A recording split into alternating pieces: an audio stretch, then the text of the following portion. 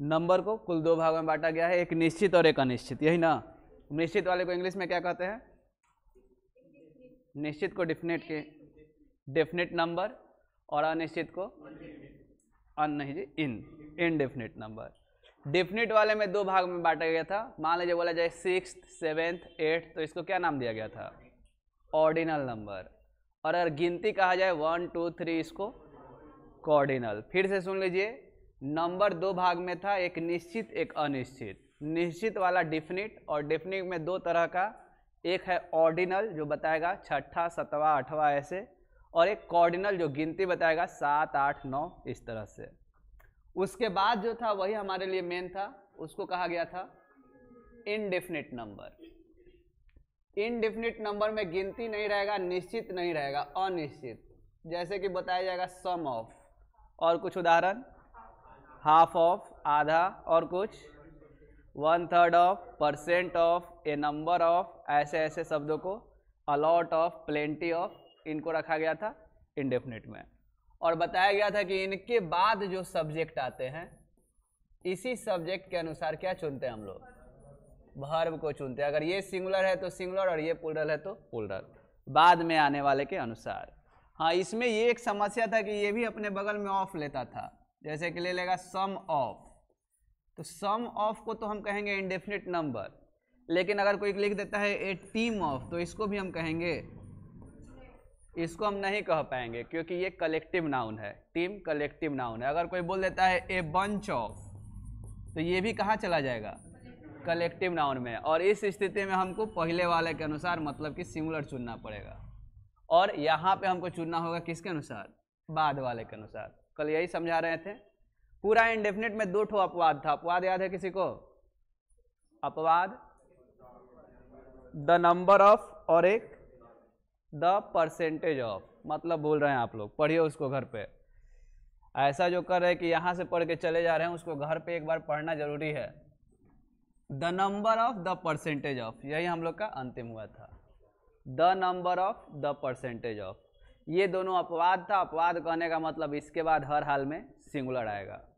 और total rule आपका 10 हो गया था, और आप बीच बीच में भूल भी रहे हैं। तो अभी जो होने वाला है, पहले तो प्रैक्टिस होने वाला है। प्रैक्टिस करने का मतलब मिला जुला के आपको दिया जाएगा, ऑप्शन रहेगा, जैसे समझाते हैं पूछते हैं उससे हल्का ही होगा, उसी में से आपको कोई एक चुनना है सही सही। 10 ठो भी प्रैक्टिस कीजिए, उसके बाद हम अगले नियम में आएंगे रूल 11 में। तो प्रैक्टिस के लिए कुछ वर्ड्स कॉपी पे उतारिए, नोट डाउन कीजिए, और सही सही टिक कीजिएगा जो सही होगा।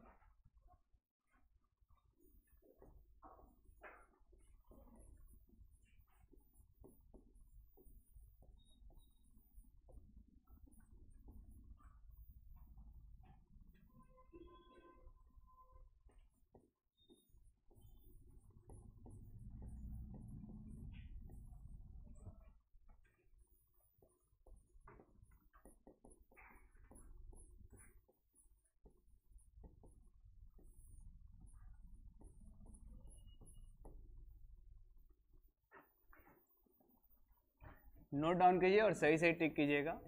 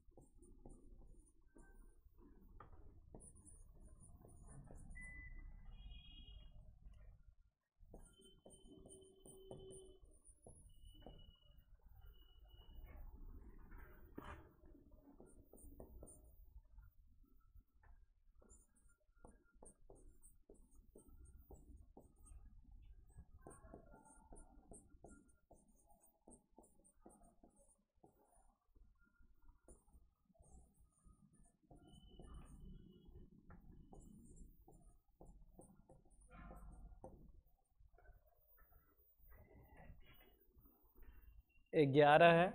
सब में विकल्प दिया गया है, 2 गो में से एक सही चुनना है। हाँ सही चुनना है, लॉटरी नहीं लगाना है, ई ना तो ई वाला।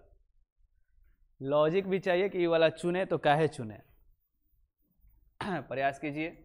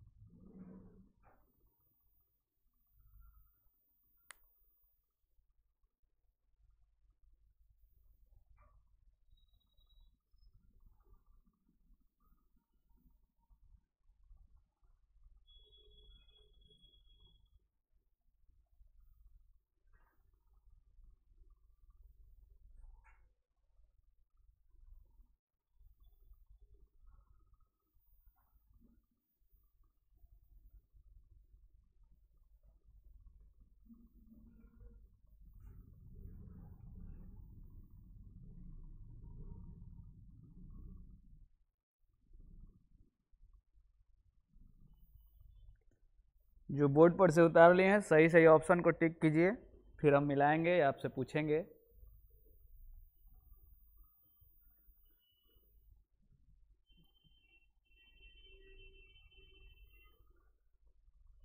और कोई कर लिया तो हमको दिखा भी सकता है।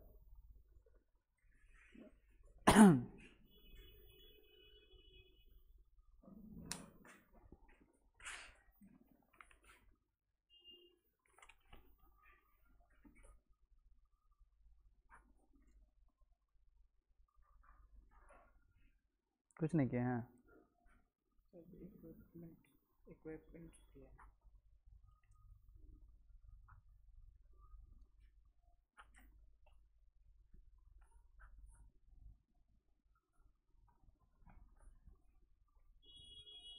ध्यान नहीं है यहाँ पे आपका।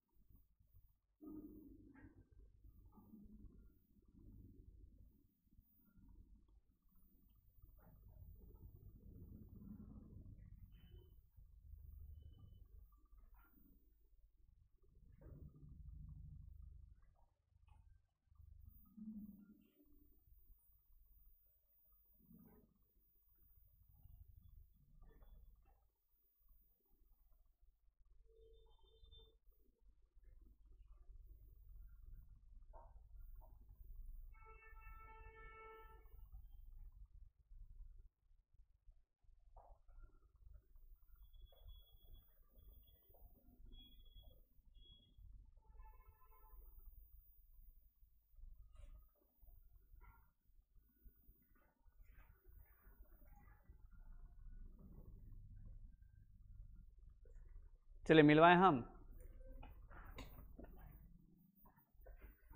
देखिए प्रैक्टिस बहुत ज़रूरी है। ये तो 10 नियम के बाद हम प्रैक्टिस करवा रहे हैं। उचित तो ज़्यादा अच्छा ये होता कि 5 ही पे करवाया जाता। क्या पढ़े क्या नहीं पढ़े ये भी जानना जरूरी है। ये नहीं है कि बस आए नियम एगो लिख लिए चलेगा। ऐसे भी आप लोग के पास फुर्सत नहीं रहता है, टाइम ही नहीं रहता है घर पढ़िएगा। अक्सर ही बात बोलते हैं। उन्हें पीछे सरस्वती पूजा करवा रहे थे, अब बच्चों का एग्ज़ाम दिलवा रहे हैं। सब छोटका भाई का चीटिंग करवा रहे हैं। फिर होली आ जाएगा। मतलब आप पढ़ने में ठीक है, आपको समय नहीं दिया जा रहा है, आपके साथ अन्याय किया जा रहा है। ऐसे आप समझिए, अपने आप पे ब्लेम मत लीजिए। तो पढ़ाई तो यहाँ पे करना पड़ेगा। रिवीजन बहुत ज़रूरी है। रिवीजन करने से ही पता चलेगा कि जो पढ़े हैं वो ठीक है कि नहीं है। जैसे कि स्टोरी ऑफ इंग्लिश वाला हम बना के वीडियो डाल दिए, अब हमको नहीं पता आप देख रहे हैं कि नहीं। जब टेस्ट लेंगे उस समय पता चलेगा। और टेस्ट लेंगे बोले थे तो उसको ज़रूर देखिएगा। उसका टेस्ट लेंगे, बता के लिया जाएगा, ऐसा नहीं कि अंदाजे पे पहले कह दिया जाएगा। तैयार होकर आना है उस दिन टेस्ट देने के लिए, तो उसको भी देखते रहना है, पीछे वाला गोल नहीं कर जाना है। जैसे इसी में देखिएगा बहुत सारी बातें आप भूले होंगे, अभी बताएंगे। तो पहला में हम आते हैं, कुछ ज़्यादा नियम का यूज नहीं किया गया है, ऑल लिखा गया है। ऑल माने एगो कि एगो से ज़्यादा है। स्टूडेंट्स माने एगो कि एगो से ज़्यादा, हर हाल में ज़्यादा है, मतलब प्लूरल पे जाना है। इतना तो समझ में आ रहा होगा। और प्लूरल क्या होता है? हैव। और इधर से प्लूरल क्या होता है? याद होगा, ही सी इट सिंगुलर और दे वाला प्लूरल हो जाता है, तो यही हो जाएगा। ऑल द न्यूज, ये थोड़ा अच्छा है। न्यूज से क्या लग रहा है? प्लूरल। न्यूज तो एस लगा भी है, लेकिन ये सिंगुलर है, इज होगा। अब कहिएगा कैसे सिंगुलर है, तो थोड़ा सा आपको ध्यान हम लेके चले जा रहे हैं उधर। कलेक्टिव नाउन में बताए थे निर्जीव के समूह को, जैसे फर्नीचर था, लगेज था, बैगेज था, उसमें न्यूज भी आ सकता है, सूचना, इंफॉर्मेशन आ सकता है। सारे निर्जीव को कलेक्ट करके, न्यूज का मतलब क्या है? तो दुनिया भर के जहाँ तहाँ से सूचना को लाएं और एक जगह डाल दिए। तो निर्जीव चीज़ों के समूह को हम कलेक्टिव नाउन में जनरलाइज कहे थे, और बोले थे हमेशा क्या लेता है? सिंगुलर। अब इसमें अलग से एस ई एस नहीं लगा है, इसका नाम है न्यूज, एस ई एस थोड़े लगा है, न्यूजेज नहीं किए हैं। और उसी पे रिलेट करके यहाँ भी दिए। इक्विपमेंट याद है कि भूल गए हैं? उसी में था उदाहरण, जनरलाइज कलेक्टिव नाउन में तरह तरह के औजार को हम लोग इक्विपमेंट कहते हैं। और क्या बताया गया था? एस ई एस लगता है कि नहीं?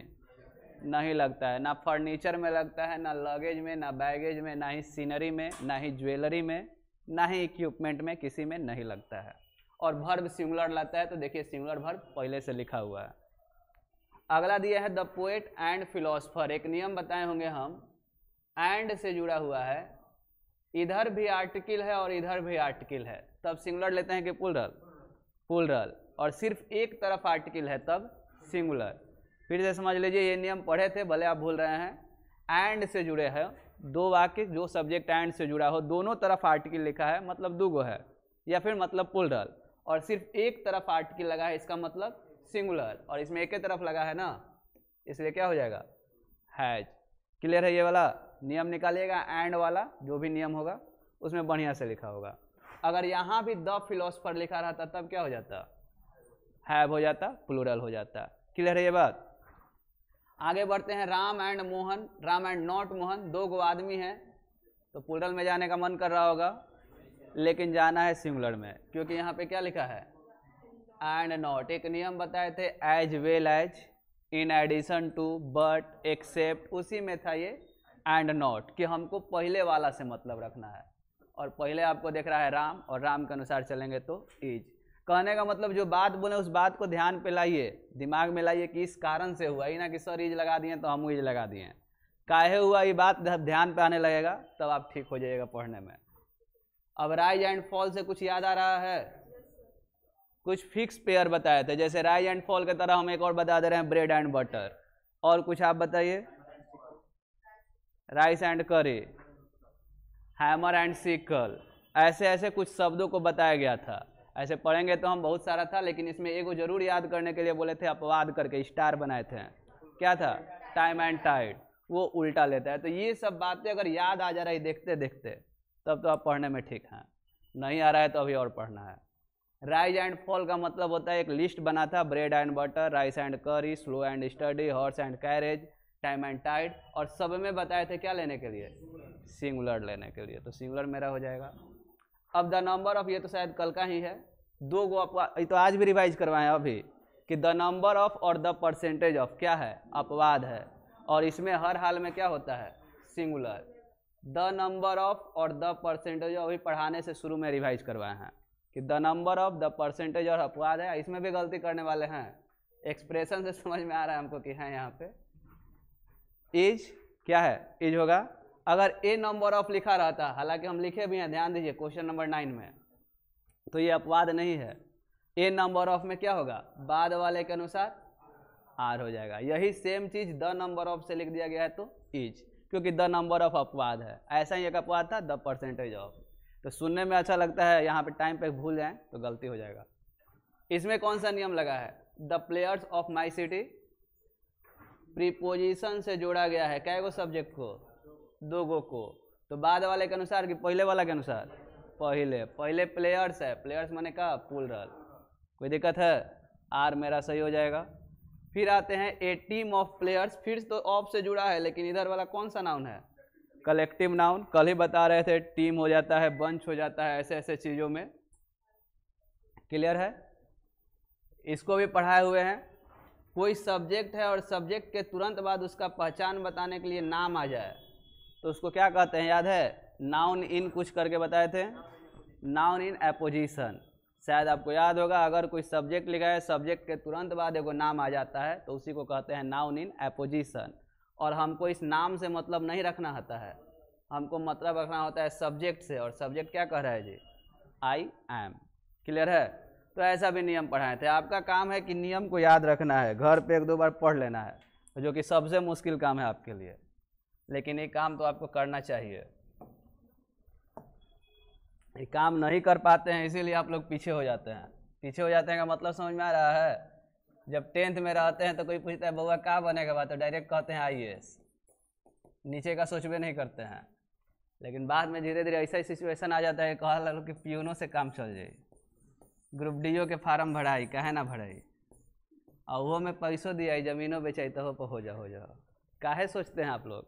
फोकस नहीं कर पाते हैं। अभी मान लीजिए इंटर में है, इंटर में आप 8 घंटा नहीं पढ़ रहे हैं और सोचिएगा एक क्या लेकिन IAS बने के बाद, तो अपने डाउन हो जाते हैं। ऐसे CO में चली, मतलब सोच को घटा लीजिए, बात खत्म। पूरा इंटर नहीं पढ़े, 8-8 घंटा तो लॉस किए 2 साल, तो बाद में रेंज घटा लेते हैं, अब IAS नहीं बने के काम चल जाए। फिर ग्रेजुएशनों में नहीं पढ़े, घूमने में आनंद है भाई, जो आनंद अभी जाके परीक्षा दिवाने में है, पढ़ने में थोड़े है, वहाँ पे आप आनंद ले रहे हैं, तो फिर अपना रेंज घटा दीजिएगा। ये में अंग्रेजी पूछा था, रेलवे में आ जाए, जब अंग्रेजी ना पूछा जाला, खाली क्यूज करेगा बैठ के। रेंज घटता है, क्या है? आप ही के कारण घटता है। अगर आप अभी से डेली 8 घंटा पढ़ेगा, काहे नहीं होगा? बिल्कुल हो जाएगा। तो आदमी रेंजे घटाते रहता है, घटाते घटाते जो आ जाता है, और उसके बाद यो ना तो प्राइवेट में पहुँच जाते हैं। लेकिन आप चाहें तो कर सकते हैं, आप चाहें तो अभी से लगे रहिएगा, फोकस रहिएगा तो हो जाएगा, काहे नहीं होगा? जो कर रहा है वही ना कर रहा है। अच्छा उसको छोड़ दीजिए, अभी देखिए आप 2 महीना बाद मिलाइएगा। अभी हम बता रहे हैं आप लोगों को कि कोई भी टॉपिक हम ख़त्म कर देंगे, सिंटेक्स ख़त्म हो जाए या कोई भी टॉपिक ख़त्म हो जाएगा, तो आपका काम हो, घर पे जाइएगा, कौनो ग्रामर का बुक हो, जरूरी नहीं कि ऑक्सफोर्ड है, जरूरी नहीं कि लूसेंट, कोई भी बुक हो, उससे वो टॉपिक को जरूर बनाइएगा। सिंटेक्स खत्म हो गया तो सिंटेक्स कैसे याद रहेगा? राजेंद्र प्रसाद तो है नहीं कि एक बार पढ़ लेने पूरा जीवन याद रह जाए, रिवाइज तो करना पड़ेगा। तो रिवाइज कैसे कीजिएगा? ऑक्सफोर्ड का बुक होगा, लूसेंट का होगा, कौनो बुक होगा, कम से कम 100 गो दिया होगा एग्जाम्पल ऑक्सफोर्ड में, 100 गो लूसेंट में दिया होगा। 3-4 गो किताब बना लीजिएगा तो सब एग्जाम्पल में, सब किताबों में देखिएगा मैच करता है। हम लोग का भी एग्जाम्पल उसमें से मैच करेगा, काहे नहीं करेगा? अब मान लीजिए 1000 क्वेश्चन बना लिया तो आदमी कहाँ से तैयार करेगा? उसी में से ना कहीं से होगा। तो जो बना लिया उसके लिए तो ये हमेशा याद रहेगा, जो नहीं बनाया है नहीं याद रहेगा। और यहाँ मान लीजिए कि 20 गो बैठे हैं, अभी हम बोल रहे हैं कि बनाइएगा, देखिएगा 2 महीना बाद मात्र 2 गो बनेले रहेगा, 18 गो आप ही में से नहीं बनाएगा। यही कारण है कि पीछे हो जाएगा। तो उसका सोच वही IAS से फिर नीचे जाएगा, ट्यून की तरफ जाना ही है, तय है। जिसको बनाना है वो बना लेगा, अब बहुत कम बनाएगा, 2 गो से ज़्यादा नहीं बनाएगा। अभी हम बोल रहे हैं 1 महीना बाद देखिएगा, हम पूछेंगे कौन बनाया था, नहीं बनाया होगा। कि बनावे जाओ सिंटेक्स खाते अस्थिर से बैठ के किताब निकाल के, उस अच्छा रील्स देख लिया, कहता हूँ दिन काटे के बाद दिन काट लिया। तो जो देख रहा है वो भाई काहे नहीं बनेगा, आपसे आगे काहे नहीं निकलेगा? आपको सोचना है, आपको घूमने में आनंद आ रहा है, आपको चलने में आनंद आ रहा है। एगो भाई बरियारी मन को मार के सिंटेक्स पढ़ रहा है तो उसको काहे नहीं समझ में आएगा? स्वाभाविक बात है। तो आपको मन मारना सीखना पड़ेगा। ये पाठ सबसे बढ़िया इसका एग्जाम्पल होगा लेसन 1 जब पढ़ाएंगे गांधी जी वाला, पूरा पाठ में यही बताया कि मन पे कंट्रोल कर लीजिए, मन पे कंट्रोल कर लीजिएगा, अच्छा बन जाइएगा। लेकिन पढ़िएगा फिर भुला जाइएगा, दिक्कत ये हो जाता है। तो देखा जाएगा सिंटेक्स कितना लोग रिवाइज कर रहा है। कोई भी बुक हो, जरूरी नहीं कि यही वाला बुक, किसी बुक में कम से कम 100 एग्जाम्पल दिया होगा, 70 को तो कम से कम दिया होगा। उसको प्रैक्टिस कर लीजिएगा, आप आराम से 6 महीना तक याद रहेगा, क्योंकि सारा नियम उसमें होगा। फिर से प्रैक्टिस कीजिएगा, आपका 1 साल का काम हो जाएगा। प्रैक्टिस कीजिएगा तब, अभी नहीं। अभी कीजिएगा तो हम ही को दिक्कत दीजिएगा, क्योंकि कुछ नहीं समझ में आएगा तुरंत पूछिएगा, अभी वो पढ़े नहीं होंगे। तो जब खत्म हो जाएगा तब बनाना है, इना कि आज कह दिए तो आज बना लेने के बाद टॉपिक खत्म हो जाएगा उसके बाद। तो देखिए हमारा अगला नियम होगा सिंटेक्स का। 10 हो गया, 11 हेडिंग दे दीजिए और लिखिए थोड़ा सा। Syntax next rule, rule number 11,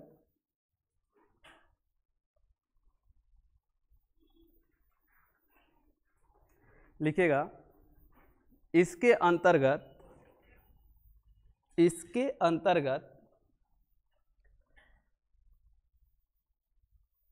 अंतर्गत वैसे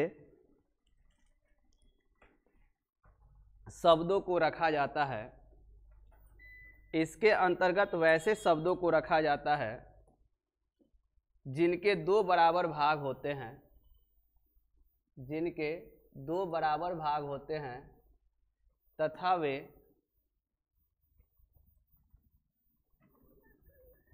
जिनके दो बराबर भाग होते हैं तथा वे आपस में जुड़े होते हैं, जिनके दो बराबर भाग होते हैं तथा वे आपस में जुड़े होते हैं।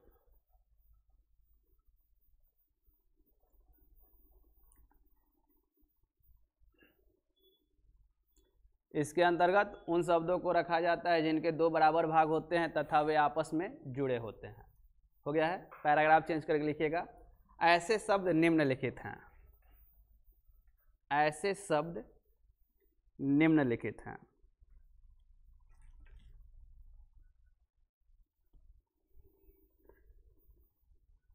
ऐसे शब्द निम्नलिखित हैं। अब आप बोर्ड पे ध्यान दे सकते हैं। हम बोल रहे हैं कि सिंटेक्स में जैसे बताए थे कलेक्टिव नाउन, तो केवल कलेक्टिव नाउन का चर्चा किए थे। प्रॉपर नाउन तो सिर्फ उसी का चर्चा किए थे। एंड से जुड़ने वाले तो केवल एंड वाला लिए थे। तो अब की बार बोल रहे हैं कि ऐसे शब्दों को लेंगे जिनके दो बराबर भाग होंगे और आपस में वे जुड़े होंगे। जैसे कि एक वर्ड को हम ले लेंगे कैंची। अब आप ध्यान दीजिएगा, कैंची में दो बराबर भाग होता है, आपस में जुड़ा भी होता है। तो ऐसे शब्दों को ही लेंगे, और ऐसे में भी ना कि दुनिया का जितना होगा सब सोच सोच के, कुछ ही शब्द है जो बोर्ड पे लिखा रहेगा उन्हीं को लेना है। जैसे कैंची हो गया, पिलास हो गया, चश्मा हो गया, दूरबीन हो गया, हथकड़ी हो जाएगा, पैजामा हो जाएगा, जीन्स भी होता है, और इतना ही वर्ड आपके लिए पर्याप्त है।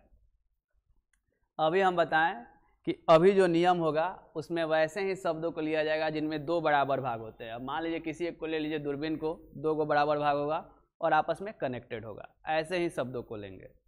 और इनकी इंग्लिश अगर पता है तो हमको बताइए। सीजर। पिलास का चलिए हम बता रहे हैं प्लेयर्स। चश्मा का गूगल। अच्छा ये क्या है? गूगल। ये क्या है? गॉगल। तो गॉगल्स कहिएगा, गूगल्स का जरूरत नहीं है। बस डबल ओ और डबल जी में अंतर है, इनके गलती लिख दीजिएगा, गूगल मत लिख के आ जाइएगा। गॉगल्स या स्पेक्टाकल्स भी कहते हैं इसको, ग्लासेज भी कहते हैं। दूरबीन का जानते हैं,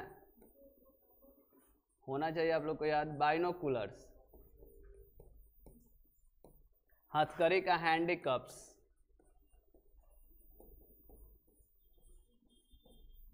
पैजामा का ट्राउजर, जीन्स। अब देखिए इसमें सबसे बड़ा बात क्या है कि बिना एसीएस के इसको नहीं लिखना है। अभी से पहले आपके दिमाग में बैठा दिया गया था कि हाँ फर्नीचर में एसीएस नहीं लगेगा, लगेज में नहीं लगेगा, पीपुल में नहीं लगेगा, कैटल में नहीं लगेगा, यहाँ पे सब में लगेगा।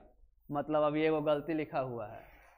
सीजर वर्ड नहीं होता है, सीजर्स होता है। प्लेयर्स होता है, सब में लगा है, किसी में नहीं लगाए हैं तो ट्राउजर में नहीं लगाए थे, नहीं लगाए हैं तो गलती है। इन शब्दों में एसीएस होता है, ये आगे लिखवाएंगे। पहले जो निम्नलिखित हैं तो निम्नलिखित में यही सब होगा। इसको कॉपी पर नोट डाउन कीजिए कि यही सब शब्द है निम्नलिखित में।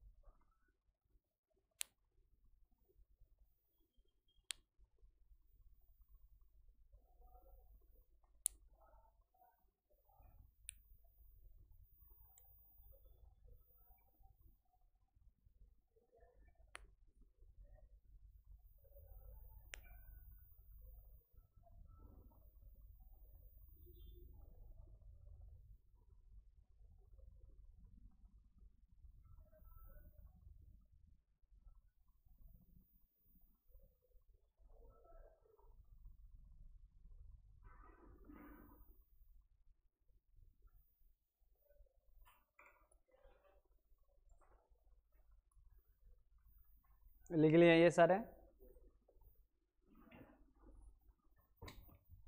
हो जाएगा। तो इसमें कुछ पॉइंट्स लिखना है।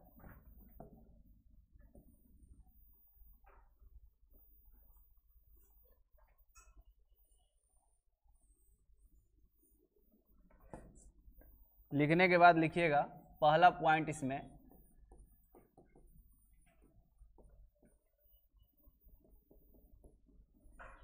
इन शब्दों के साथ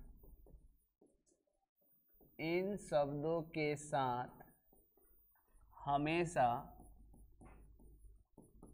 एस का प्रयोग होता है।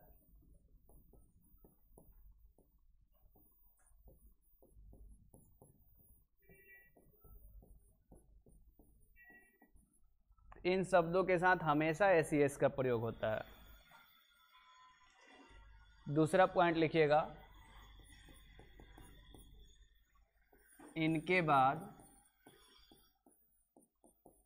हमेशा प्लूरल वर्ब का प्रयोग होता है। इनके बाद हमेशा प्लूरल वर्ब का प्रयोग होता है।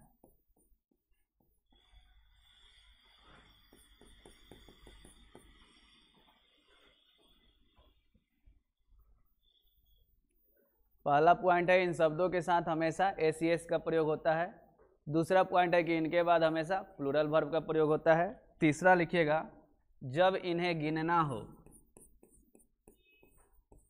जब इन्हें गिनना हो तो पेयर ऑफ का प्रयोग होता है। बोर्ड पे देख सकते हैं, पेयर ऑफ का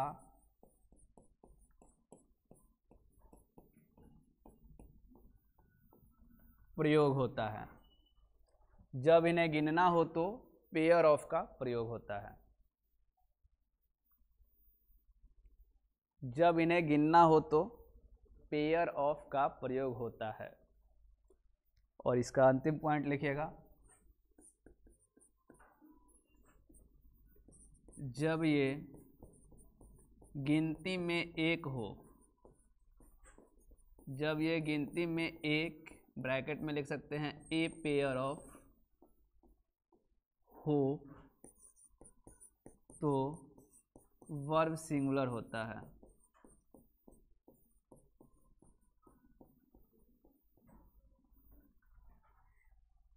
तो वर्ब सिंगुलर होता है। 4 पॉइंट है, बोर्ड पे भी है, आप नोट कीजिए, फिर समझाते हैं इसको हम।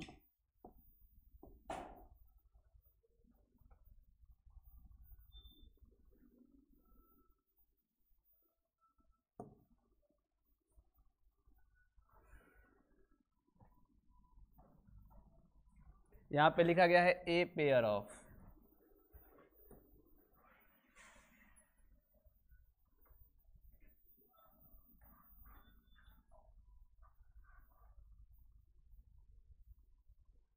देखिए पहला बात बताएं कि हमेशा एस लगेगा, और यहाँ पे लगा भी दिया गया है। अगर कहीं नहीं लगा है तो गलती है। जैसे एग्जाम्पल के तौर पे अगर देखा जाए,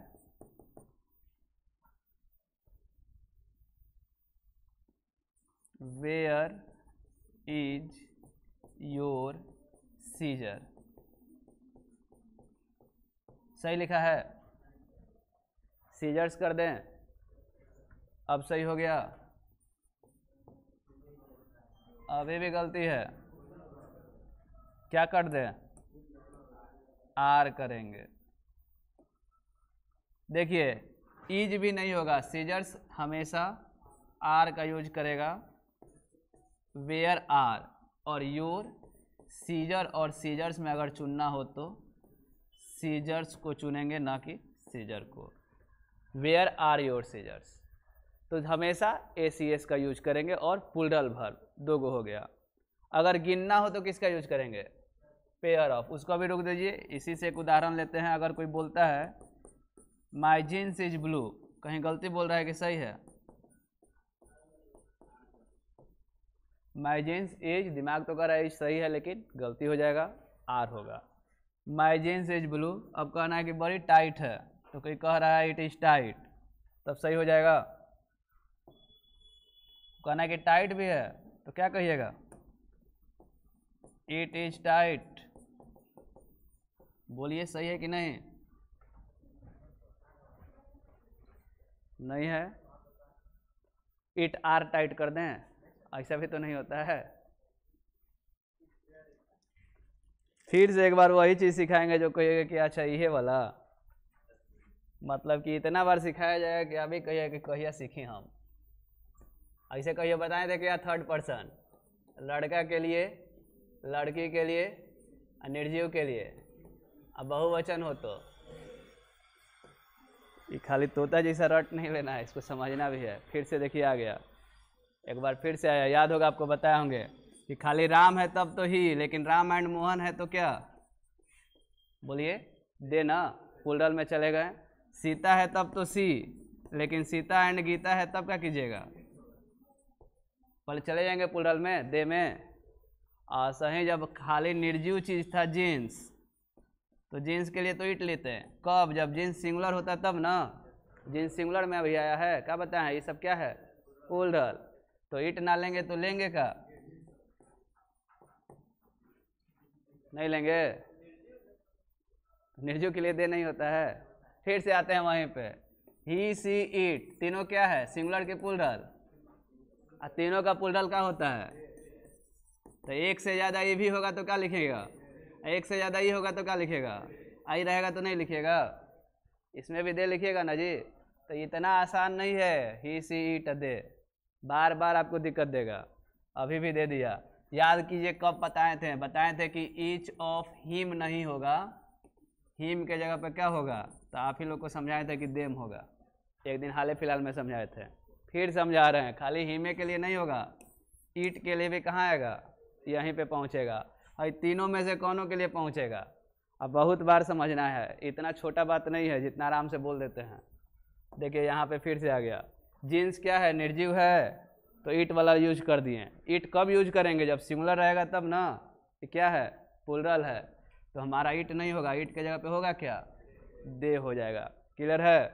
तो इसको सही करने के लिए माई जीन्स आर ब्लू और दे आर टाइट, तब जाके सही होगा। क्लियर हो रहा है? हो रहा है तो नोट डाउन कीजिए, वहाँ तक तो हो ही गया है। एग्जाम्पल में पहला दूसरा इसको आराम से ऐसे काट लीजिएगा कि गलती है, और जब लिखिएगा तो यहाँ पे आर कीजिएगा, यहाँ पे दे आर कीजिएगा, सही हो जाएगा। इससे रिलेटेड और एग्जाम्पल्स कल दिया जाएगा, इसको नोट कीजिए। और आज इतना ही रहेगा, घर पे ज़रूर रिवाइज कीजिए।